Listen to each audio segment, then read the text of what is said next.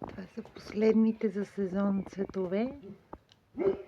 Сложила съм ги тук на слънце, пък да се отворят. Малко включване от оранжерийката ми. Ето ги тези бебоци, най-малките ми, както си да оцелеят зимата.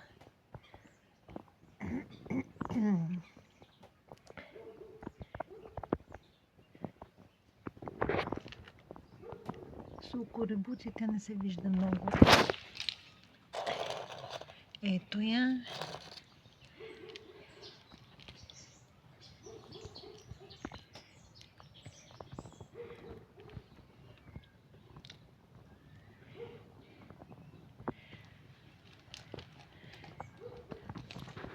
Тези са облагодетелствани, огряни от слънцето.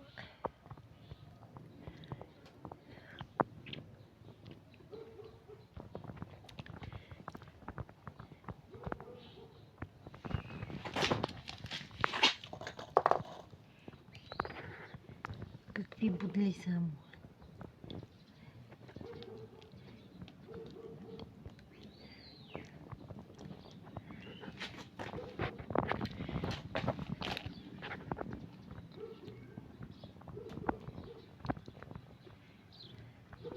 Ферокактусите ми.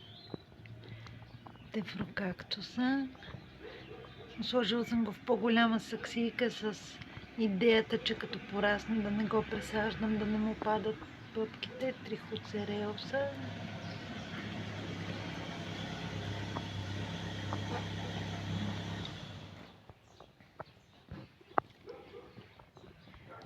Този много красив, не му знам името.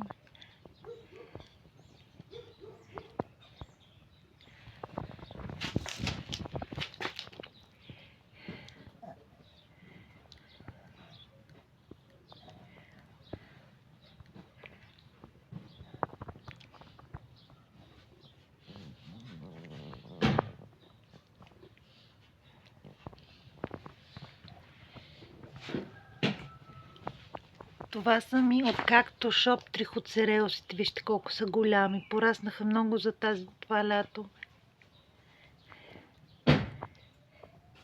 Този има пъпка, ама дали ще отвори и той. Ехиноцереус. Жълто-оранжев. Ето една ребуция. Ето един ехинопсис. Пак от Cactus Shop. И този ми от Cactus Shop си има две бебета. Едното е тук. Другото е тук отзад. Ето го. Ето го другото бебе. Ето ги. Трихоцереусите ми.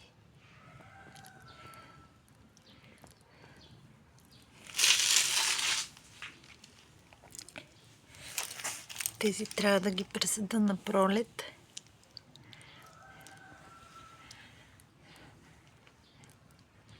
Ето ми ги голямите бодливковци. Този много висок.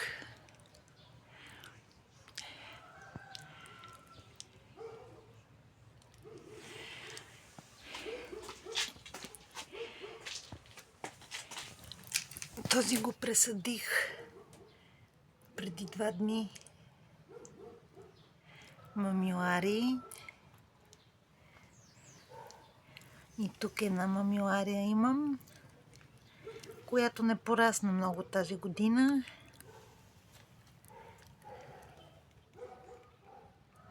Мамилария.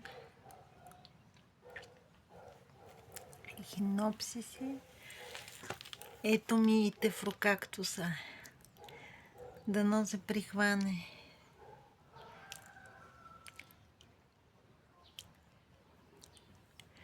Ето едни голями будли. Не му знам името.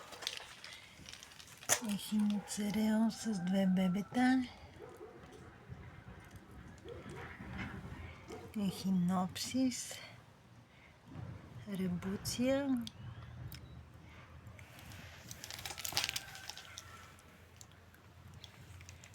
А това е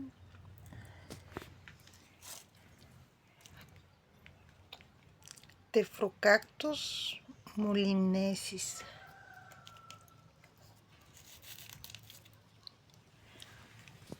Много хубав.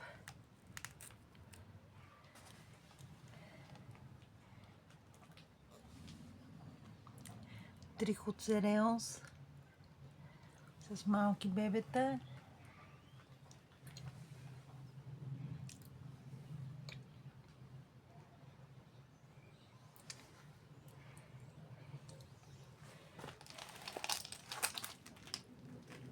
Гимнокалициум саглионис. Сферокактус, какъв ми е голям красавец. И тези трябва да ги пресаждам на пролет.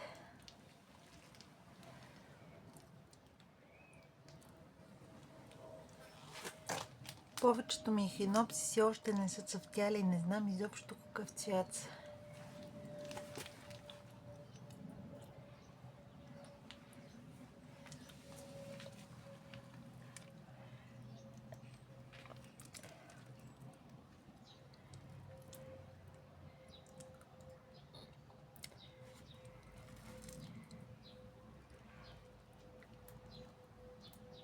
Какви будили има този гимнокалициум.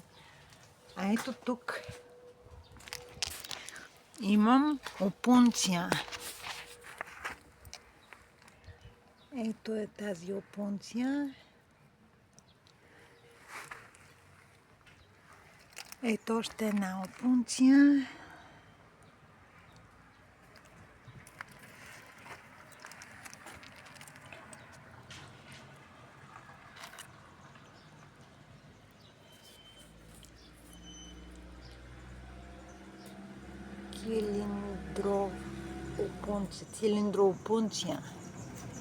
Цилиндроопунция.